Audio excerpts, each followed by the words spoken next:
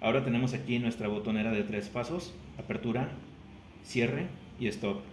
En la parte trasera tenemos todos los tornillitos de las conexiones. En este caso la central nos está pidiendo que sean contactos normalmente abiertos. Aquí, en caso de que no tengan el multímetro, si ven, este y este es el normalmente abierto. Los dos que tenemos aquí, que están tocando esta laminita que se ve como si fuera cobre, son los contactos normalmente cerrados. Por eso no los estamos utilizando aquí. Aquí tenemos el común, que estamos utilizando el verde. El rojo es el de stop, el café el de cierre, y el azul lo estamos dejando como apertura. En el lado de la central, el común, estamos tomándolo del negativo de los 12 volts.